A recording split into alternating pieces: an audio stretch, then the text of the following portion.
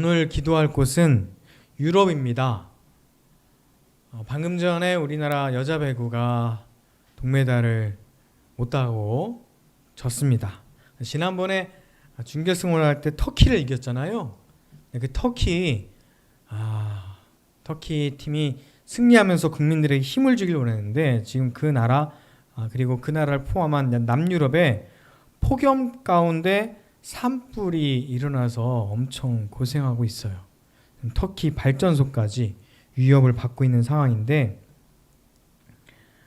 그 나라를 위해서 또한 남유럽을 위해서 함께 기억하고 기도하셨으면 좋겠습니다.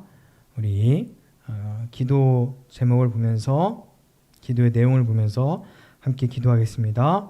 사랑과 은혜 하나님 주님 하나님께서 이 기도를 응답하여 주시옵소서. 은혜 하나님, 남유럽의 그리스 터키 마케도니아 나라의 산불의 위협을 다스려 주시고 구원해 주시옵소서. 폭염 때문에도 뜨거운데 산불 때문에 그 나라에 엄청난 어려움이 닥치고 있습니다. 코로나19 때문에 함께 닥쳐오는 홍수, 폭염, 산불의 재난 이런 것들로 많은 사람들이 죽게 도움을 구하게 하여 주시고 유럽의 교회들이 주님을 바라며 간절히 기도하게 하여 주시옵소서.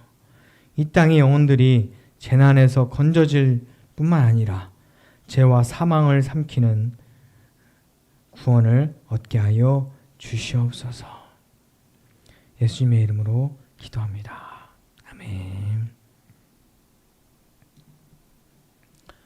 오늘 보실 말씀은 요한복음 6장 35절에서 35절과 41절에서 51절입니다. 요한복음 6장 35절 그리고 41절에서 51절입니다. 35절 같이 읽고 41절부터 교독하겠습니다. 예수께서 이르시되 나는 생명의 떡이니 내게 오는 자는 결코 줄이지 아니할 터이요 나를 믿는 자는 영원히 목마르지 아니하리라. 자기가 하늘에서 내려온 떡이라 하심으로 유대인들이 예수에 대하여 수군거려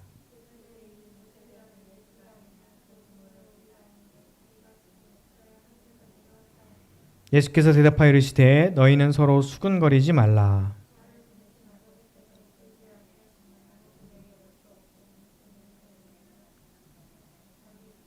선지자의 글에 그들이 다 하나님의 가르치심을 받으니라 기록되었은즉 아버지께 듣고 배운 사람마다 내게로 오느니라.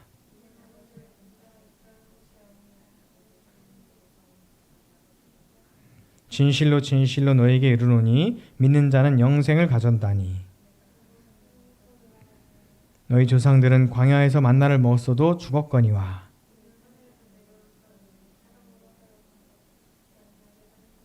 함께 하겠습니다. 나는 하늘에서 내려온 살아있는 떡이니 사람이 이 떡을 먹으면 영생하리라. 내가 줄 떡은 곧 세상의 생명을 위한 내 살이니라 하시니라.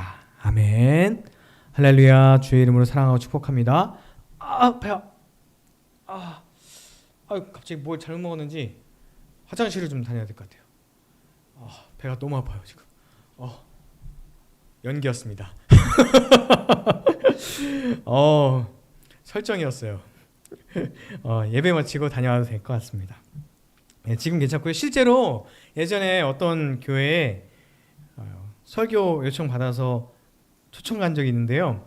예배 시작 전에 살짝 신호가 온 거예요. 근데 좀 참으면 되겠지라고 생각했었는데 찬양을 하고 예배 중간쯤 하는데 점점 이 신호가 심해지는 거예요. 중간에라도 갔다 올까? 이미 강대상에 올라와서 의자에 앉아있는데 지금이라도 갔다 올까? 올라왔는데 참까? 근데 그때라도 갔어야 돼요. 못 갔어요.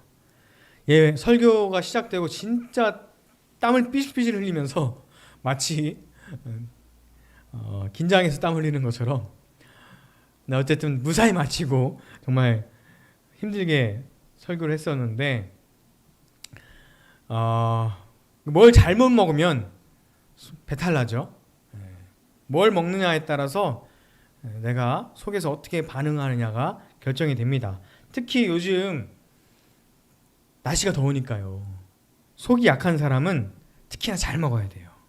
차가운 거 조심해야 되고, 몸에 좋은 것도 함부로 먹으면 내 몸이 받아들이지 않으면 내 몸이 그것을 소화할 수 없는 것도 있습니다. 요즘에 교회에서요, 밤새 얼린 생수를 교회 앞에 내어놓고 나누고 있어요. 이 생수도 근데 종류가 참 많아요. 생수 하나를 고르더라도 그냥 고르지 않고 그 생수의 수원지가 어디인지 살펴보고 고릅니다. 식당에 가서도 식자재를 보면서 김치 원산지가 어디인지, 배추는 어디 건지 뭐 이런 거 보면서 약간 좀 깨름직한 곳이면 뭐 안 먹기도 합니다. 그런데 여러분, 누가 주는 음식은 거의 의심하지 않고 먹죠? 네, 엄마가 주는 음식은 거의 의심 없이 먹습니다. 누가 주느냐에 따라 다른 거예요. 예수님께서 지금 나는 생명이 떡이다 라고 말씀하실 때 그 근거는 6장 32절 말씀에 있어요. 생명의 아버지인 하나님께서 주시는 양식이기 때문이다 라고 말씀하시는 거예요. 요한복음에서 예수님께서 에고, 에이미, 나는 뭐뭐이다 라고 말씀하시는 강력한 선포의 말씀들 중에 오늘은 나는 생명의 떡이다 라고 하는 말씀을 이어가고 있죠. 어떤 말씀들이 있죠? 나는 세상의 빛이다. 나는 양의 문이다. 나는 선한 목자다. 나는 길이요 진리요 생명이다. 나는 참 포도나무다. 그리고 오늘 말씀에 나는 생명의 떡이다 라고 말씀하십니다. 자, 오늘 예수님께서 오병이어의 기적 이후에 사람들에게 이 생명의 빵에 대해서, 영생에 대해서 말씀을 하고 계시는데, 오늘은 직설적으로 내가 하늘에서 내려온 떡이다 라고 말씀하세요. 자, 그 말씀을 들은 사람들이, 그 말씀을 좋게 여기는 사람들이 있지만 대다수 유대인들은 수근거렸다고 합니다. 자, 예수님의 이 말씀을 듣고 유대인들이 수근거린 이유가 뭘까요? 왜 그랬을까요? 무슨 이유로 수근거렸을까요? 그들이 예수님이 누구의 아들인 걸 알아요? 요셉의 아들인 걸 알아요. 마리아의 아들인 걸 알아요. 아니, 저희 마리아한테 태어났는데 왜 하늘에서 왔다고 그러지? 저 태어난 집을 아는데, 나서 자란 곳을 아는데 왜 하늘에서 왔다고 그러지? 거짓말하는 건가? 뻥인가? 허풍인가? 왜 하늘에서 왔다고 그러지? 그러면서 사람들이 생명의 빵이다, 이것까지는 그렇다 치더라도 하늘에서 왔다라고 하는 것에서 사람들이 지금 그 말씀을 받지 못하는 거죠. 예수님께서 생명의 빵이라고 말씀하시는데, 지난주부터 결정적으로 오늘 그 출처를 말씀하실 때 유대인들은 쉽게 받아들일 수 없었어요. 자기들이 아는 말은 분명히 요셉의 아들인데, 마리아의 아들인데요. 이해를 못하는 거죠. 그렇게 수군대는 사람들에게 예수님께서 44절부터 설명을 해주십니다. 44절 같이 읽겠습니다. 나를 보내신 아버지께서 이끌지 아니하시면 아무도 내게 올 수 없으니 오늘 그를 내가 마지막 날에 다시 살리리라. 아멘. 유대인들은 이 출처의 의미를 잘 이해하지 못했어요. 물론 예수님은 하나님께로부터 왔죠. 그런데 마리아의 몸을 입어서 이 땅에 태어나긴 했어요, 아기로.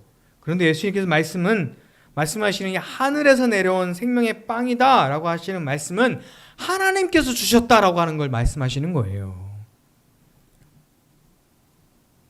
어느 통로로 왔느냐, 그게 중요한 것이 아니라 하나님께서 보내셨다는 거예요. 하나님이 세상을 이처럼 사랑하사 독생자를 주셨으니 라고 하는 말씀이죠.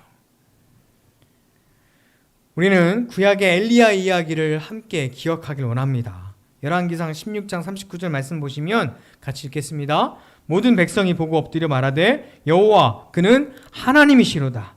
여호와 그는 하나님이시로다 라고 하나님께 영광을 돌립니다. 엘리야가요, 아합 왕의 우상 숭배자들, 거짓 선지자들과 싸움에 이겨서 당당히 승리하죠. 믿음을 보입니다. 하나님께 영광을 돌리죠.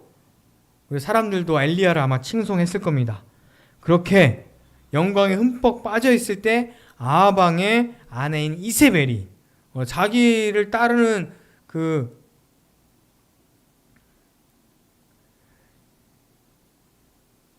바알과 아세라를 섬기던 제사장들 다 죽였으니까 얼마나 열받았겠어요. 그래서 안갚음을 하려고 엘리야에게 편지를 보냅니다. 무슨 편지예요? 죽여버리겠다고 하는 편지죠. 살해 협박 편지입니다. 그 편지를 받고 엘리야가 방금 전까지 하나님께 영광을 돌리며 승리에 막 도취해 있던 엘리야인데 그 이세벨에게 받은 그 협박 편지를 받고서는 완전 다른 사람의 모습을 보여줘요. 같은 사람인가 싶을 정도로 완전히 탈진하고 무서워 떨며 도망하는 모습을 보여줍니다. 자, 엘리야가 실망스러운데요. 잘 보면 그 모습이 우리의 모습이에요. 은혜가 충만하고 하나님의 능력으로 승리할 때는 막 신앙이 있는 것 같고 뭔가 할 수 있을 것 같은데 어느 순간 하나님이 아니라 세상과 현실을 바라보는 순간 나를 해치려고 하는 그 무언가를 보는 순간 나락으로 떨어지는 거죠. 나의 연약함만 보이게 됩니다. 그리고 두려움에 빠지죠. 그래서 어떻게 이렇게 말하죠. 차라리 죽여주십시오. 끝내주세요. 절망 앞에 포기하려고 했던 엘리야의 모습입니다. 열왕기상 19장 4절 같이 읽겠습니다. 자기 자신은 광야로 들어가 하룻길쯤 가서 한 로뎀 나무 아래에 앉아서 자기가 죽기를 원하여 이르되 여호와여 넉넉하오니 지금 내 생명을 거두시옵소서. 나는 내 조상들보다 낫지 못하니이다 하고. 누구든 인생에 마지막 같은 순간이 와요. 끝이다. 더 이상 할 수 없다 라고 하는 순간이 오죠. 그런 순간을 작가 김훈은 막장이라고 표현합니다. 막장은 그 알죠? 탄광을 뚫어서 맨 끝에가 막장이에요. 다다른 곳이죠. 막장은 더 갈 곳 없는 곳을 말합니다.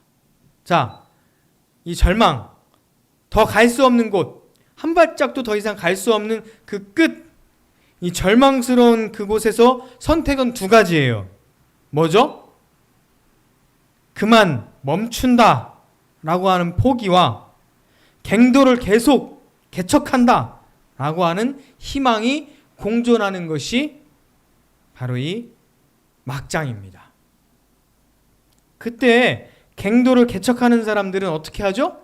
곡괭이를 다시 들어서 막장을 파기 시작합니다. 자, 그 곡괭이가 세상에서는 뭐 노력일 수도 있고 지식일 수도 있고 자본일 수도 있고 뭐 여러 가지가 있겠죠. 우리 믿는 사람들에게는 그 곡괭이가 무엇입니까? 바로 하나님의 은혜입니다. 하나님을 믿는 믿음이 우리에게 바로 곡괭이에요. 저와 여러분에게 다시 한번 하나님을 믿는 믿음으로 막장에 있다 할지라도 그 막장을 개척해 나가는 저와 여러분 되기를 주의 이름으로 축원합니다. 우리 손에 들린 것이 이왕이면 드릴이면 좋겠죠. 그런데 포크레인이면 더 좋겠죠. 그런데 작은 곡괭이일 수도 있고 어쩌면 호미일 수도 있어요. 정말 보잘것없는 것일 수 있어요. 별것 아닌 것일 수 있어요. 그런데 여러분, 별것 아닌 것 같은 걸로 오병이어로 5,000명 이상이나 예수님께서 먹이셨어요. 그렇죠? 별것 아닌 것 같은 구운 떡과 물 한 병이 엘리야를 살립니다. 열왕기상 19장 5절과 6절 같이 읽겠습니다. 로뎀 나무 아래 누워 자더니 천사가 그를 어루만지며 그에게 이르되 일어나서 먹으라 하는지라 본즉 머리맡에 숯불에 구운 떡과 한 병 물이 있더라. 이에 먹고 마시고 다시 누웠더니. 그러고 그 다음에 한 번 더 이런 일이 있고 그가 계속해서 나아가 하나님을 만나게 되죠. 자, 하나님께서 보낸 천사가 산의 진미를 차려놓고 엘리야를 일으켜 세운 게 아닙니다. 구운 떡 그리고 물 한 병이었어요. 그렇게 그를 하나님께로 인도하여 내고 결국 그가 뭘 들어요? 하나님의 말씀을 듣게 됩니다. 열왕기상 19장 9절 같이 읽겠습니다. 엘리야가 그곳 굴에 들어가 거기서 머물더니 여호와의 말씀을 그에게 임하여 이르시되 엘리야야 내가 어찌하여 여기 있느냐 하며 하나님의 말씀을 듣게 되죠. 여호와의 말씀이 엘리야에게 임하게 됩니다. 구운 떡도 이 물 한 병도 말씀도 엘리야가 구해서 생긴 게 아니죠. 엘리야가 노력해서 생긴 게 아닙니다. 하나님께서 주신 거예요. 하나님께 왔다는 것은 그냥 저 우주에서 뚝 떨어진 것을 이야기하는 게 아닙니다. 공간의 하늘에서 뚝 떨어져서 왔다는 게 아니라 하나님께서 주셨다라고 하는 것을 고백하는 겁니다. 하나님께서 하셨습니다라고 하는 걸 고백하는 거예요. 그때 별거 아닌 것 같은 유대인 청년 한 명이 십자가의 죽음으로 그 한 청년의 십자가의 죽음이 모든 인류의 영혼을 살리는 그런 대역사가 되죠. 이것이 바로 작은 것 같지만 하나님의 사랑이며 은혜입니다. 믿는 모든 자는 이 양식을 먹고 영원히 산다고 말씀하시잖아요. 하나님께서 갖다 주신 양식입니다. 우리가 예수를 찾은 것 같지만 하나님께서 우리를 찾으셨고 하나님께서 우리를 부르셨어요. 하나님께서 모든 이에게 하늘의 양식, 생명의 양식 예수님을 주셨습니다.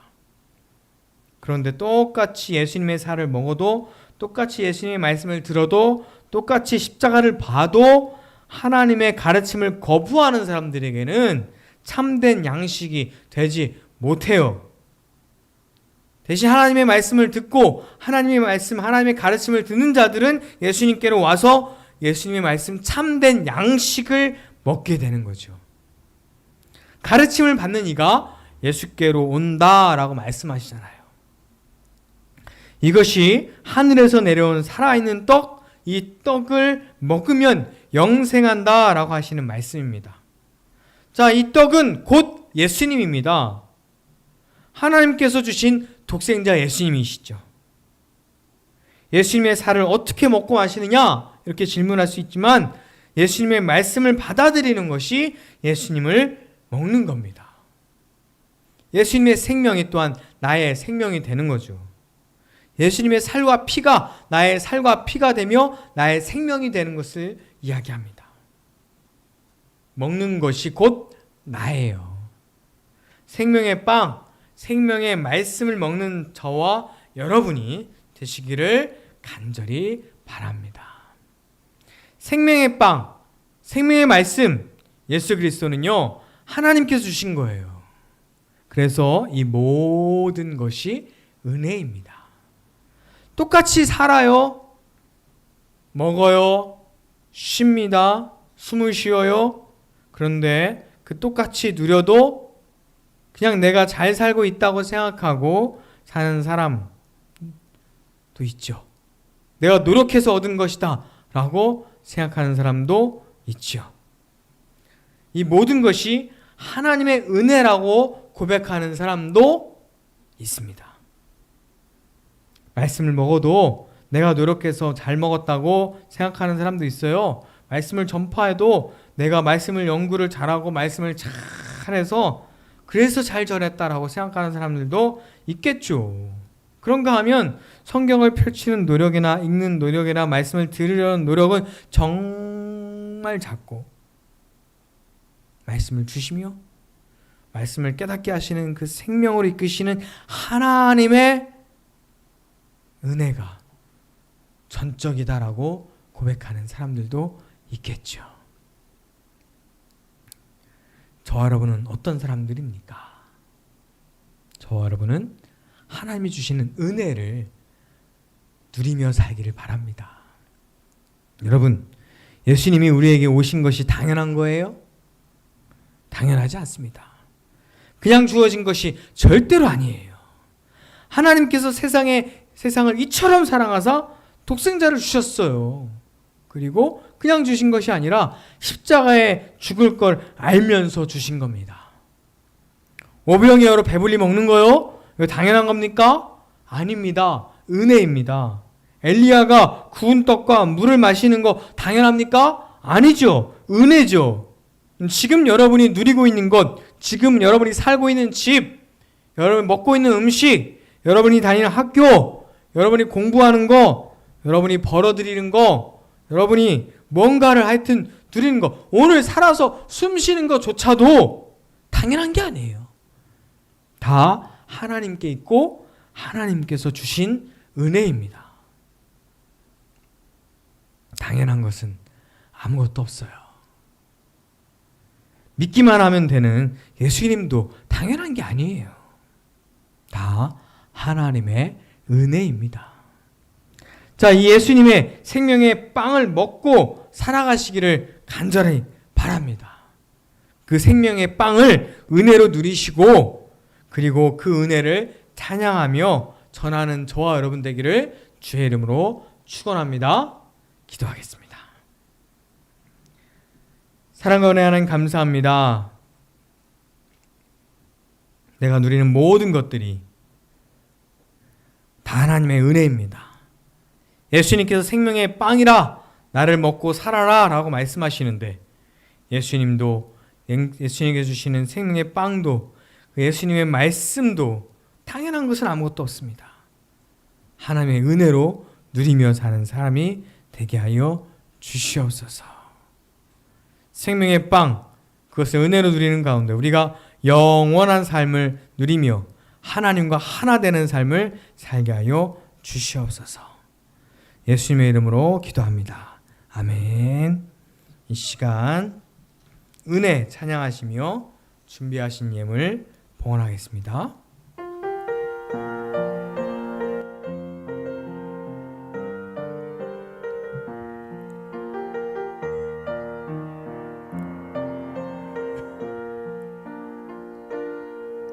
내가 누려왔던 모든 것들이 내가 지나왔던 모든 시간이 내가 걸어왔던 모든 순간이 당연한 것 아니라 은혜였소. 아침 해가 뜨고 저녁에 노을 봄의 꽃향기와 가을의 열매 변하는 계절의 모든 순간이 당연한 것 아니라 은혜였소. 모든 것이 은혜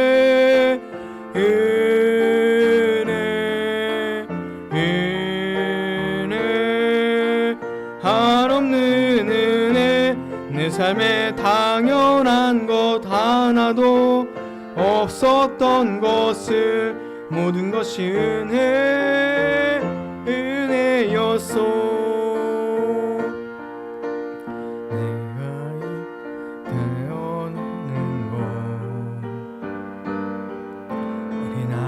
시절과 지금까지 숨을 쉬며 살며 꿈을 꾸는 삶 당연한 것 아니라 은혜였소. 내가 하나님의 자녀로 살며 오늘 찬양하고 예배하는 삶 복음을 전할 수 있는 축복이 당연한 것 아니라 은혜였소. 모든 것이 은혜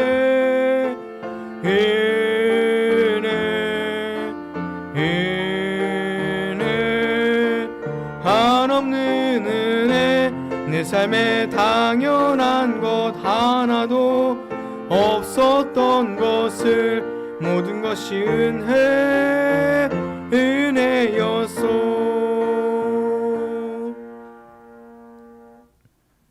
하나님, 오늘 예물을 주님께 드립니다. 이 예물을 주님 기뻐 받아 주시옵소서. 하나님, 이 예물을 드리는 손길들을 하나님 기억하여 주시옵고 이 예물들을 통하여 하나님의 나라가 이루어지게 하여 주시옵소서. 예물 드린 사람들의 그 기도의 제목 주의 뜻 가운데 이루어지게 하여 주시옵소서. 하나님, 이 예물을 쓸 때마다 또한 주의 복음이 전파되게 하시고 진리의 교회가 든든하게 서게 하여 주시옵소서. 이제는 우리 주 예수 그리스도의 은혜와 하나님의 크신 사랑과 성령의 함께 하심이 오늘 예배를 드리는 모든 사람들에게 이제부터 영원토록 함께 하시기를 간절히 축원하옵나이다. 아멘.